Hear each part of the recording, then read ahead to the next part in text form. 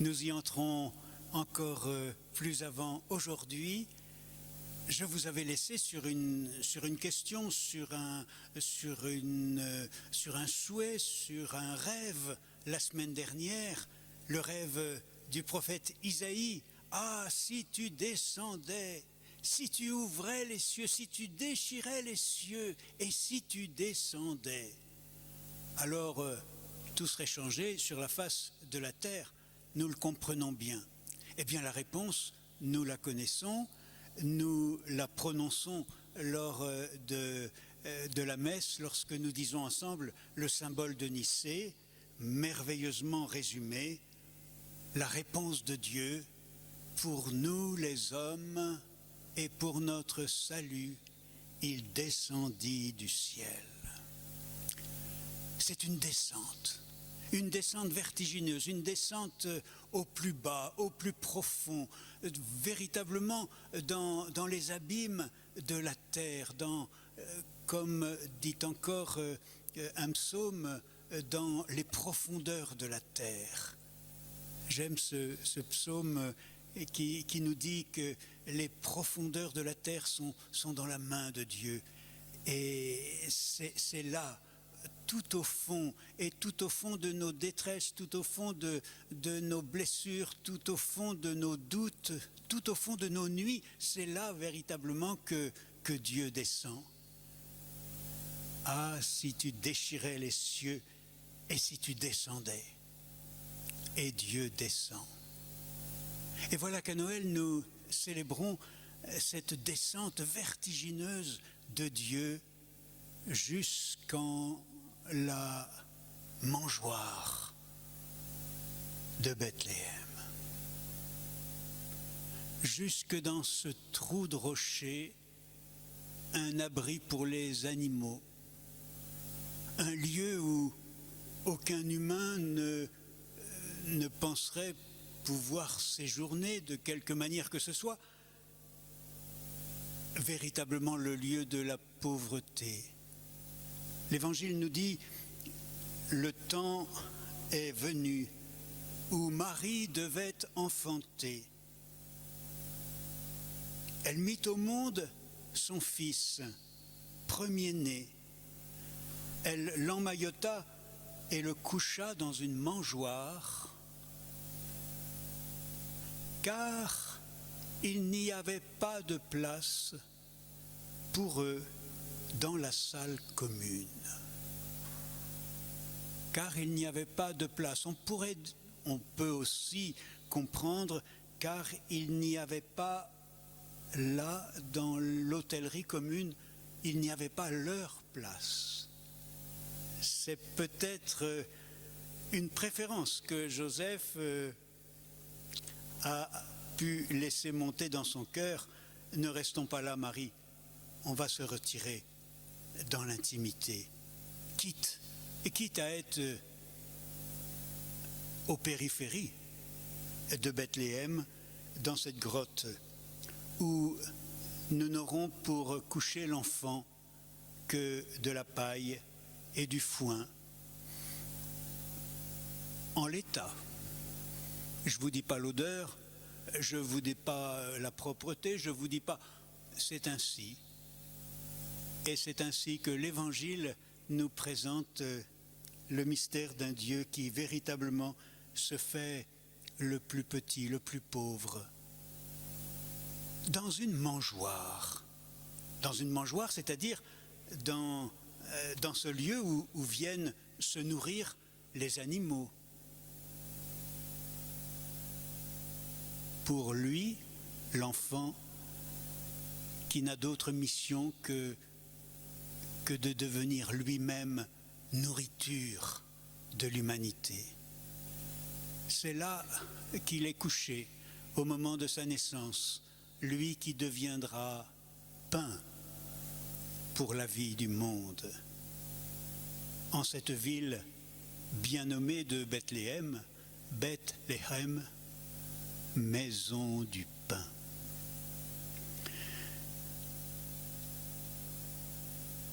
Véritablement, Dieu surprend son monde. Il a surpris tous les prophètes, il a surpris tous ses contemporains, il a surpris même Joseph et Marie. Combien de fois dans l'Évangile nous lisons dans les récits de l'enfance qu'ils ne comprirent pas. Ils ne comprirent pas.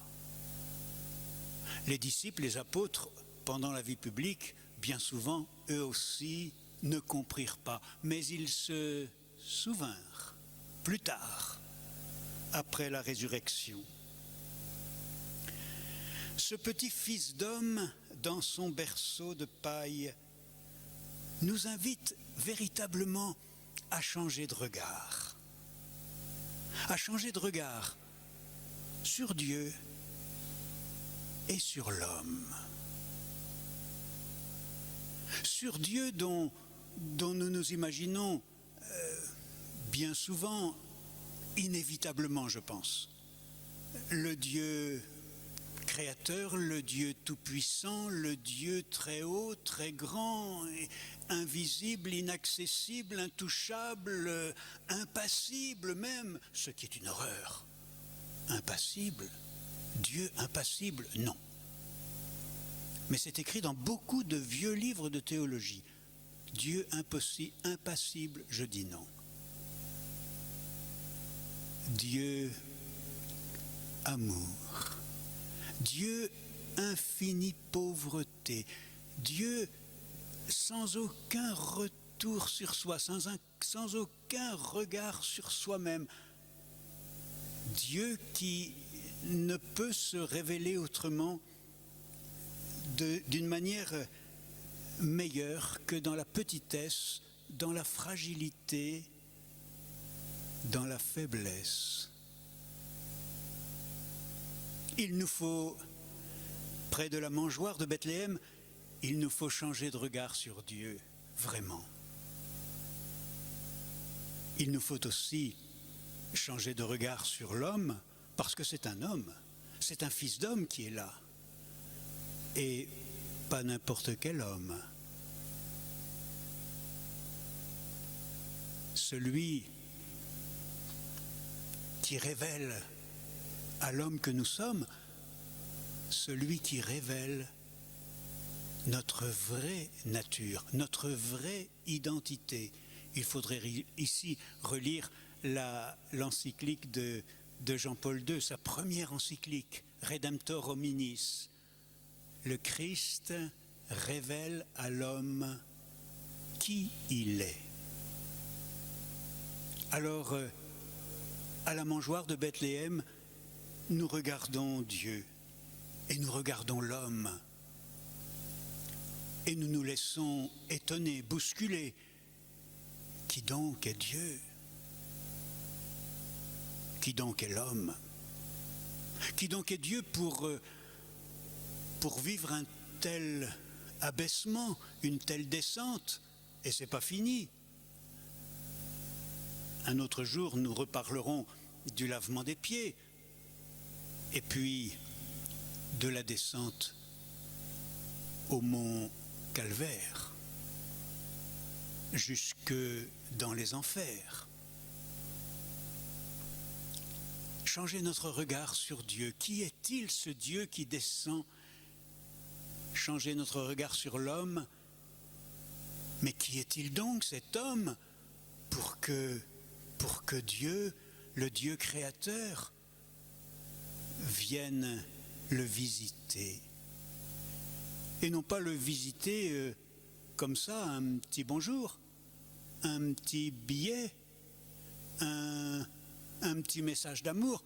Non, véritablement,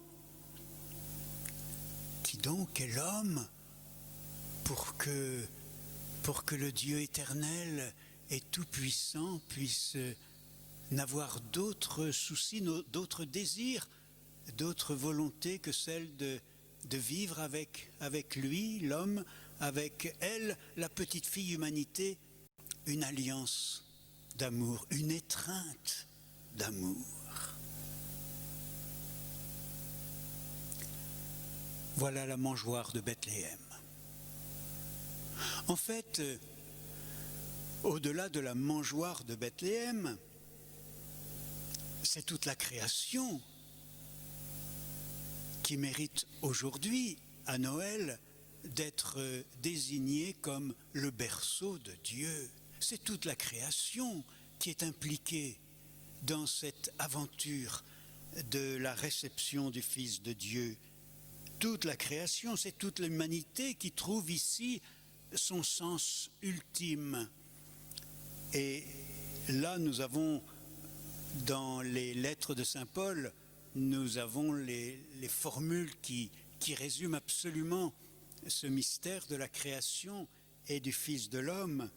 Tout, dit l'apôtre Paul, tout a été créé par lui et en vue de lui. Pour faire court, on dit souvent, et dans nos lectures liturgiques, tout a été créé par lui et pour lui. Mais le pour, en vue de, tout a été créé par lui et en vue de lui, en vue du Christ. Oui, parce que chronologiquement, on peut s'imaginer l'histoire du monde dit tout différemment. Premier temps, Dieu crée l'homme et la femme sur l'univers, tout nouvellement jaillit de ses doigts. Et puis, tout est magnifique, tout est très beau. Et puis ça rate. Ça rate, vous savez, c'est l'histoire de ce serpent. Bon. Alors Dieu se dit, ah ben si c'est ça, eh ben il faut envoyer un sauveur. Alors Dieu commence à imaginer comment il va envoyer son sauveur. Premier temps, la création. Deuxième temps, l'avènement du Fils. Eh bien, c'est le contraire. Tout a été créé par lui et en vue de lui. La création elle-même et bien sûr l'humanité a été créée en vue du Christ, en vue de cette alliance d'amour, en vue de cette étreinte d'amour qui donne tout son sens à la beauté de la création, qui donne tout son sens à la dignité inviolable de l'humanité.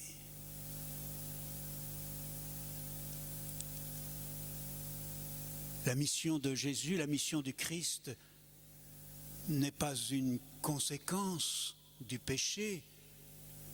Ce qui est une conséquence du péché, c'est la dimension douloureuse et mortelle de la mission de Jésus. Mais l'alliance d'amour, l'étreinte d'amour, c'est ce qui est premier dans le cœur de Dieu. Lorsqu'il crée l'univers, lorsqu'il crée l'humanité, c'est pour une alliance d'amour, car Dieu est amour, car Dieu n'est qu'amour, parce que Dieu ne se réalise lui-même qu'en se donnant totalement, qu'en se donnant jusqu'à la racine de lui-même, sans réserve, sans limite, sans condition. La création, elle est dans le cœur de Dieu depuis toujours. Et l'humanité, et chacun de nous, nous sommes dans le cœur de Dieu depuis toujours. Et notre vie n'a de sens que en vue de cette alliance que Jésus nous révèle et que Jésus manifeste pour nous.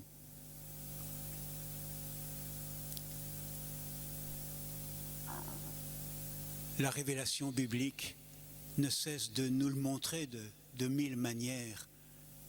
Le Christ est absolument premier. C'est le Christ qui est premier et non pas l'homme. Et l'homme a été créé à l'image du Christ et non pas l'inverse.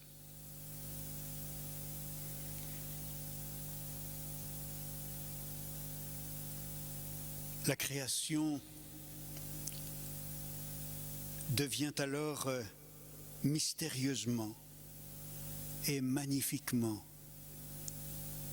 le berceau de Dieu. Alors je reviens à cette mangeoire de Bethléem, à cette mangeoire où il nous est offert de porter notre regard sur Dieu et sur l'homme. Notre regard sur Dieu, oui, parce que au cœur de la création, voici ce berceau où Dieu a désiré enfin se révéler tel qu'il est dans sa petitesse, tel qu'il est dans sa vulnérabilité, tel qu'il est dans sa fragilité, parce que l'amour c'est cela, parce que l'amour est fondamentalement vulnérable, parce que l'amour est fondamentalement fragile. Dieu se manifeste à Bethléem dans son vrai visage, le visage de la faiblesse, de la fragilité. Et ce faisant, Dieu se révèle dans sa lumière transcendante, dans sa lumière éblouissante d'amour. Non, Dieu ne vient pas à bord d'un char de feu, escorté de je ne sais qui, je ne sais quoi.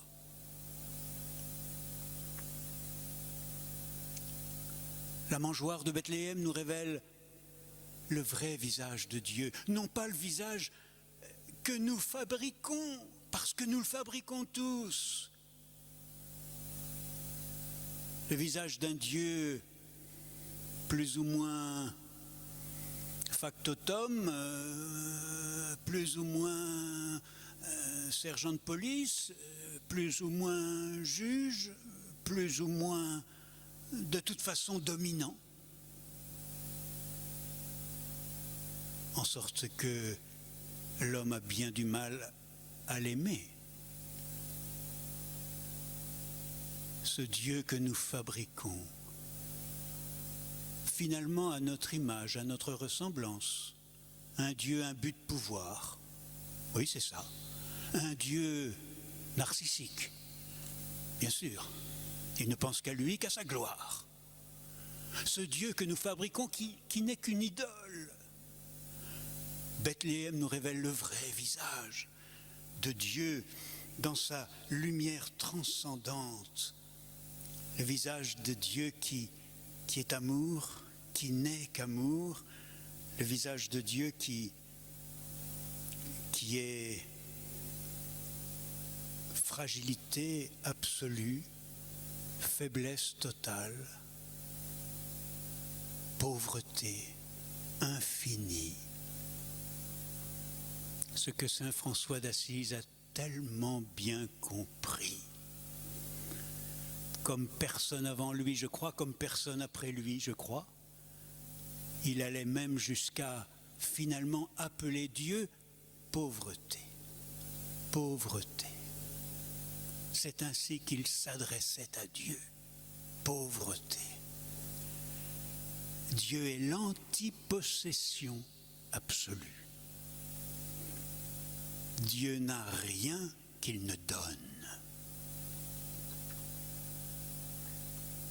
C'est ce Dieu-là, ce Dieu véritable que nous contemplons dans la mangeoire de Bethléem. Dieu. Dieu né de Dieu, Dieu lumière né de la lumière, Dieu né du vrai Dieu, comme nous le proclamons dans le credo. Comme Jésus nous le fait pressentir lorsque la veille de sa passion, il dit ces trois mots. La veille de sa passion, mais on pourrait les écrire au-dessus de la crèche. Qui me voit, voit le Père. Il s'agit véritablement dans la mangeoire de Bethléem du vrai Dieu.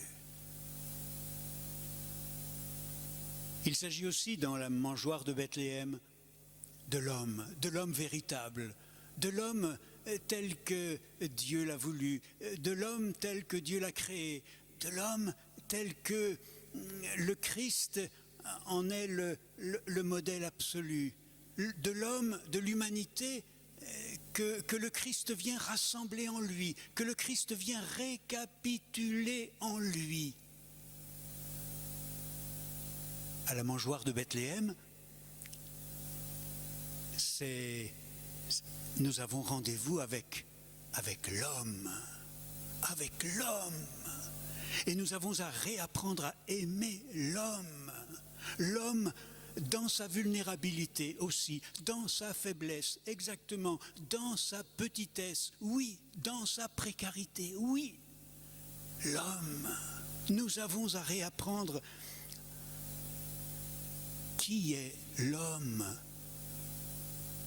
Non pas cet homme qui sans cesse se gonfle la poitrine, ou bien se gonfle son portefeuille, ou bien fait état de ses compétences. Non. L'homme comme un cœur qui bat, l'homme dans la faiblesse, l'homme incapable de se sauver soi-même. Lorsque nous sommes devant la mangeoire de Bethléem, finalement nous sommes devant l'humanité. Toute l'humanité est là, rassemblée en lui, récapitulée en lui. Monseigneur Desfarges, actuel archevêque d'Alger, a eu cette expression qui m'a beaucoup touché le jour où je l'ai découvert, et je vous la livre. Monseigneur Desfarges disait « L'Église est dans la mangeoire ». Il a médité cela de 1000 façons, et nous pourrions nous aussi méditer cela de 1000 façons. L'humanité, l'Église, est dans la mangeoire.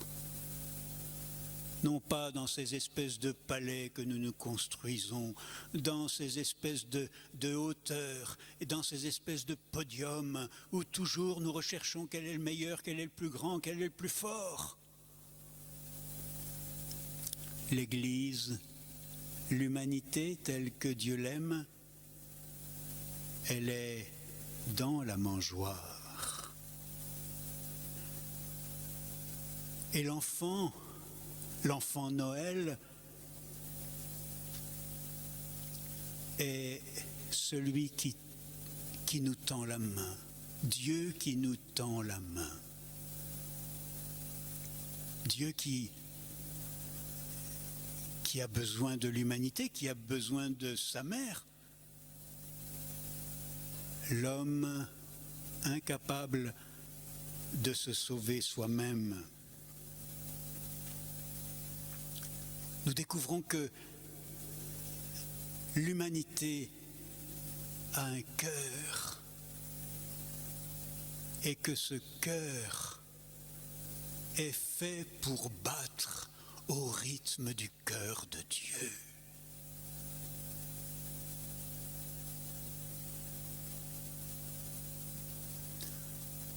On pourrait résumer tout cela en 4 mots. Pour Dieu, l'homme égale Dieu. Je la répète, j'en ai besoin moi-même. Pour Dieu, l'homme égale Dieu. Si vous voulez, on pourra en reparler une autre fois en méditant la croix de Jésus. La vie de Dieu vaut la vie de l'homme. La mort de l'homme vaut la mort de Dieu. Enfin, on peut décliner cette équation de 1000 façons. pour sauver l'homme, Dieu va jusqu'à sa propre mort. Pour l'homme, pour Dieu, l'homme égale Dieu. Alors, contemplant ce mystère de la mangeoire de Bethléem, il me vient comme une image qui n'est pas très digne, vous m'en excuserez, mais c'est celle des passages à niveau. Les anciens passages à niveau, plus maintenant, c'est différent, mais les anciens passages à niveau, c'était toujours, on voyait cette pancarte, attention, un train peut en cacher un autre. Je m'adresse ici aux plus anciens, vous vous rappelez. Alors moi j'aimerais aussi, ça ferait une deuxième pancarte à mettre sur la crèche, attention, une naissance peut en cacher une autre. Et c'est tellement, tellement important de le saisir, c'est tellement important de le comprendre. La naissance de Dieu et la naissance de l'homme, pas l'une sans l'autre. Il n'y a pas de naissance de Dieu parmi les hommes s'il n'y a pas une renaissance de l'homme en Dieu. Cela ne signifie rien de répéter et de faire un anniversaire tous les ans et depuis 2000 ans, mon Dieu, que de Noël, Noël et que de crèches, en tout cas depuis Saint François d'Assise, depuis Greccio, que de crèches et puis on est là devant, voilà, Dieu qui naît, mais il n'y a pas de Noël sans une naissance de Dieu au cœur de l'humanité, sans une naissance de Dieu au cœur de notre cœur, ce qui indissolublement provoque, suscite notre renaissance en lui. Pour que Dieu naisse vraiment, il faut que je naisse à lui. Pour que Dieu naisse à la vie de l'homme, il faut que l'homme naisse à la vie de Dieu. Non pas l'un sans l'autre, ça n'a aucun sens. La mangeoire de Bethléem, la crèche, le berceau de Dieu, c'est d'abord notre cœur, comme cela a été le sein de la Vierge Marie.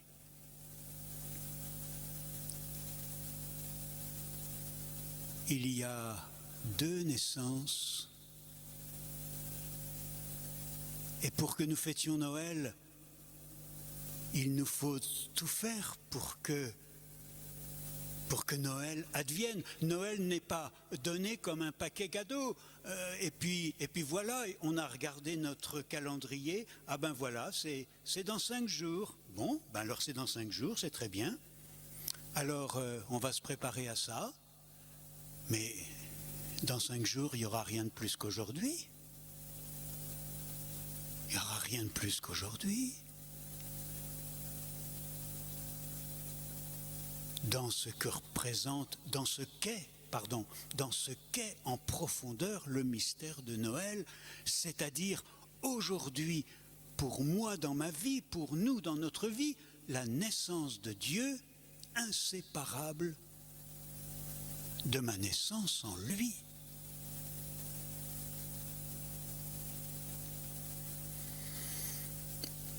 Alors, nous ne terminerons pas cette méditation, évidemment, près de la mangeoire de Bethléem, près du berceau de Dieu, sans évoquer le visage de la mère. On aurait pu commencer par cela. Quand on annonce une naissance, quand on va dans une famille pour féliciter parce qu'un enfant est né, c'est vers la maman qu'on se tourne, bien sûr. C'est la maman qui est fêtée, c'est la maman qui est première. Et bien évidemment, près de la mangeoire de Bethléem, nous avons rendez-vous avec Marie, d'une manière qui là aussi nous rapproche étonnamment de l'autre extrême de la vie de Jésus, c'est-à-dire de la croix. À Bethléem, impossible de se pencher vers l'enfant sans regarder sa mère. Au Golgotha, au pied de la croix, impossible de regarder l'agneau sans regarder sa mère et sans entendre qu'elle est notre mère. Voici ta mère.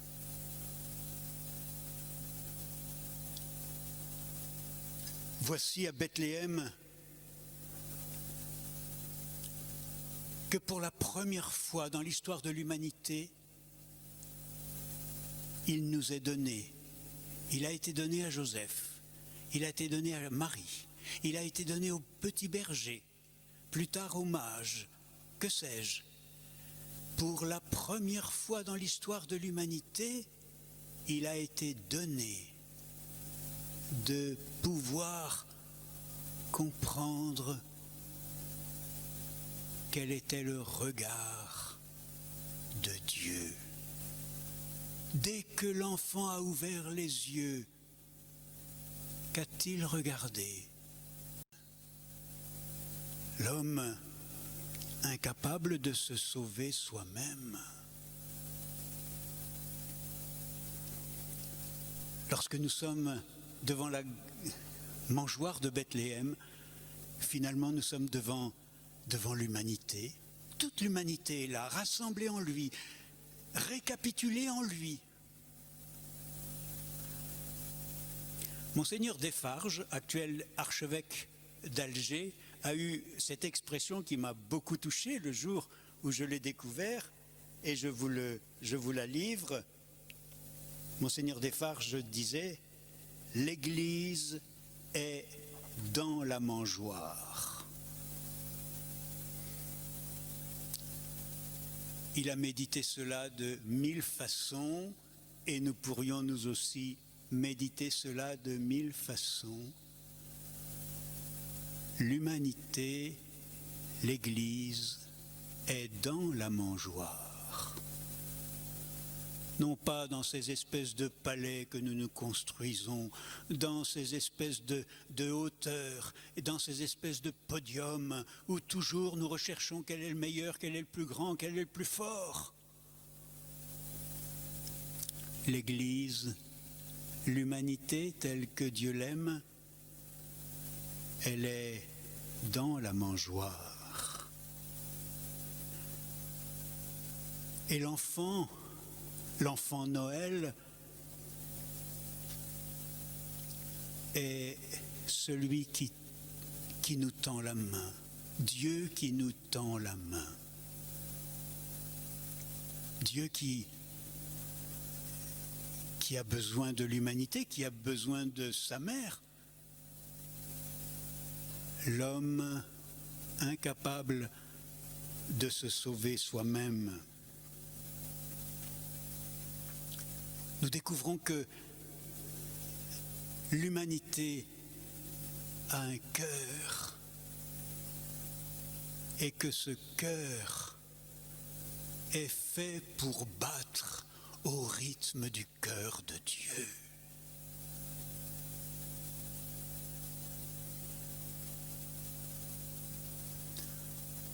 On pourrait résumer tout cela en 4 mots. Pour Dieu, l'homme égale Dieu. Je la répète, j'en ai besoin moi-même. Pour Dieu, l'homme égale Dieu. Si vous voulez, on pourra en reparler une autre fois en méditant la croix de Jésus. la vie de Dieu vaut la vie de l'homme. La mort de l'homme vaut la mort de Dieu. Enfin, on peut décliner cette équation de 1000 façons. Pour sauver l'homme, Dieu va jusqu'à sa propre mort. Pour l'homme, pour Dieu, l'homme égale Dieu. Alors, contemplant ce mystère de la mangeoire de Bethléem, il me vient comme une image qui n'est pas très digne, vous m'en excuserez, mais c'est celle des passages à niveau.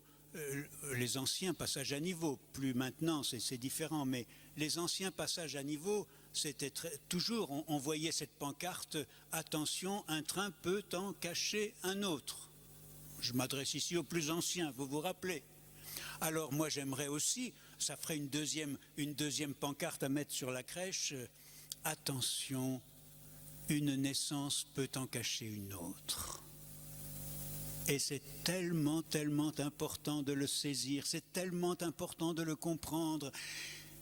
La naissance de Dieu et la naissance de l'homme, pas l'une sans l'autre. Il n'y a pas de naissance de Dieu parmi les hommes s'il n'y a pas une renaissance de l'homme en Dieu. Cela ne signifie rien de répéter et de faire un anniversaire tous les ans et depuis 2000 ans, mon Dieu, que de Noël, Noël et que de crèches, en tout cas depuis Saint François d'Assise, depuis Greccio, que de crèches et puis on est là devant, voilà, Dieu qui naît, mais il n'y a pas de Noël sans une naissance de Dieu au cœur de l'humanité, sans une naissance de Dieu au cœur de notre cœur, ce qui indissolublement provoque, suscite notre renaissance en lui. Pour que Dieu naisse vraiment, il faut que je naisse à lui. Pour que Dieu naisse à la vie de l'homme, il faut que l'homme naisse à la vie de Dieu. Non pas l'un sans l'autre, ça n'a aucun sens. La mangeoire de Bethléem, la crèche, le berceau de Dieu, c'est d'abord notre cœur, comme cela a été le sein de la Vierge Marie.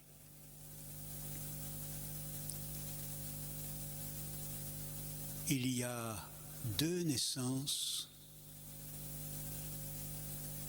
et pour que nous fêtions Noël, il nous faut tout faire pour que Noël advienne. Noël n'est pas donné comme un paquet cadeau. Et puis voilà, on a regardé notre calendrier. Ah ben voilà, c'est dans 5 jours. Bon, ben alors c'est dans 5 jours, c'est très bien. Alors on va se préparer à ça. Mais dans 5 jours, il n'y aura rien de plus qu'aujourd'hui. Il n'y aura rien de plus qu'aujourd'hui. Dans ce que représente, dans ce qu'est en profondeur le mystère de Noël, c'est-à-dire aujourd'hui, pour moi dans ma vie, pour nous dans notre vie, la naissance de Dieu, inséparable de ma naissance en lui.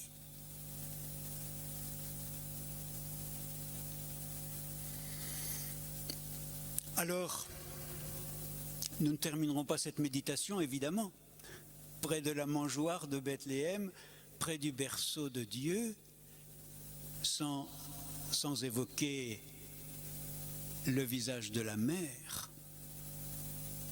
On aurait pu commencer par cela. Quand on annonce une naissance, quand on va dans une famille pour féliciter parce qu'un enfant est né, c'est vers la maman qu'on se tourne. Bien sûr, c'est la maman qui est fêtée, c'est la maman qui est première.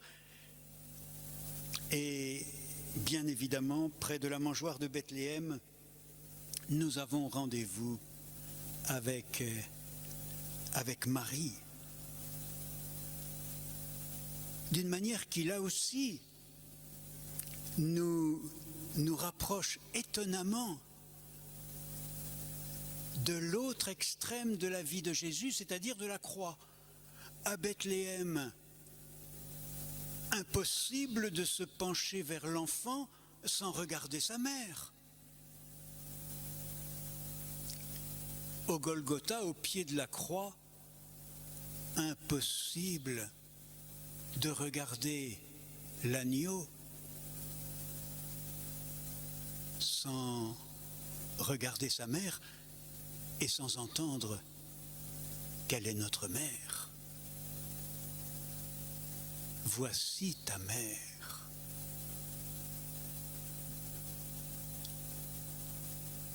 Voici à Bethléem que pour la première fois dans l'histoire de l'humanité, il nous est donné. Il a été donné à Joseph, il a été donné à Marie, il a été donné au petit berger, plus tard aux mages, que sais-je.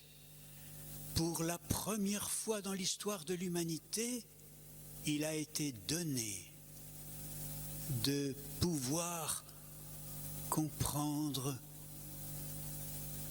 quel était le regard de Dieu. Dès que l'enfant a ouvert les yeux, qu'a-t-il regardé? Sinon, sa mère.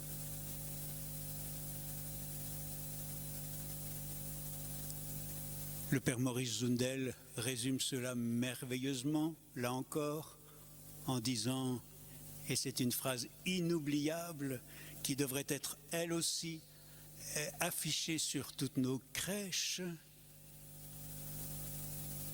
Voici à Bethléem que Dieu regarde l'humanité comme un petit enfant regarde sa mère. Dieu regarde l'humanité comme un petit enfant regarde sa mère. Oh là, il me faudrait encore toute la soirée pour en parler. Le regard de Dieu n'est pas d'en haut, il est d'en bas. C'est toujours d'en bas qu'une maman regarde son enfant, qu'un papa relève son petit qui est tombé. C'est toujours d'en bas que Jésus regarde ses disciples à qui il lave les pieds. Le regard de Dieu nous est révélé à la mangeoire de Bethléem. C'est le regard du petit enfant vers sa mère. Et j'ai 1000 visages qui me viennent à l'esprit lorsque, ayant côtoyé tant et tant de familles avec des enfants handicapés et des familles avec des adultes handicapés, combien de fois n'ai-je pas vu ce regard de l'enfant vers sa mère, quand bien même elle est infiniment blessée. Et je me souviendrai toujours de cette femme près de Cognac, près de Cherves de Richemont, qui avait été brûlée très sévèrement dans sa caravane. Elle avait le visage complètement défiguré et il était tellement difficile de la regarder dans les yeux. C'était une épreuve. Elle avait une petite d'1 an, 2 ans, je ne sais plus, Stéphanie, mignonne comme un jour. Et la petite Stéphanie caressait sa maman d'une manière qui me laisse sans mots. Dieu regarde l'humanité comme un petit enfant regarde sa mère. Un regard d'amour, un regard plein d'espérance, un regard qui ne voit pas la blessure, un regard qui ne voit pas le mal.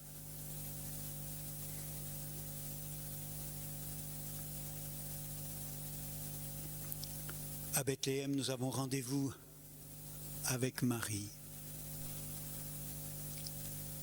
Auprès de Dieu et auprès de l'homme, auprès de l'humanité. Monseigneur Lustiger, archevêque de Paris, avait eu cette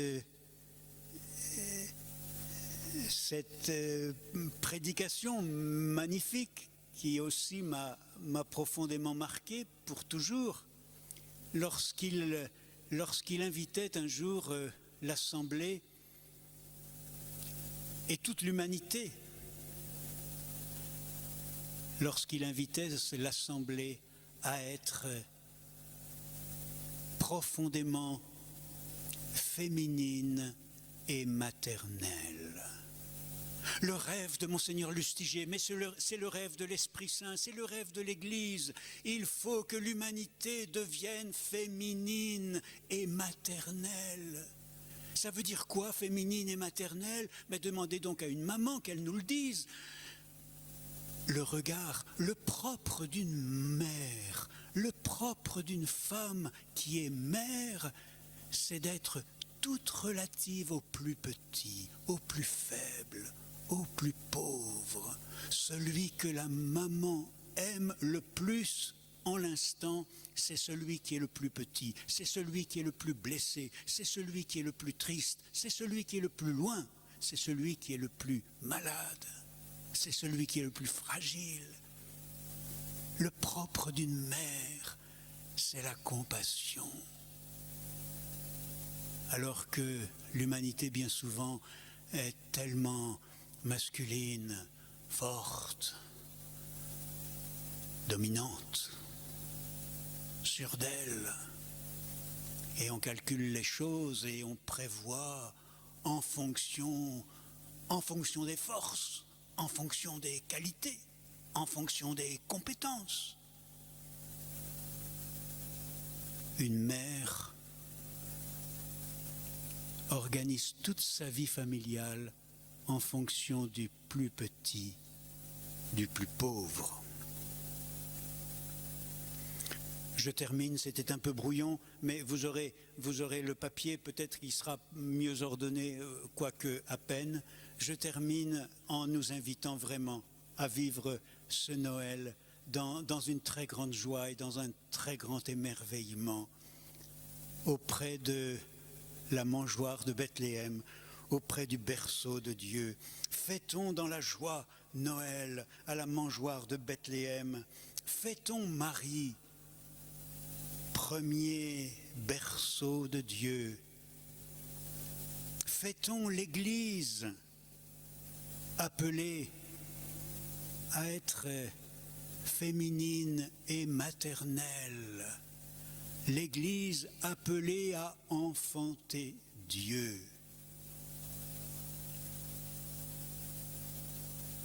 L'Église est ce disciple qui écoute la parole et qui la garde. Ce disciple dont Jésus dit « Voici mon frère, voici ma sœur, voici ma mère ». Car la plus haute, l'ultime vocation de l'homme, l'ultime vocation de l'Église, l'ultime vocation de l'humanité, c'est finalement d'enfanter Dieu. Faisons de cette fête de Noël une fête de l'Église. Faisons de notre cœur la vraie crèche où Jésus vient naître.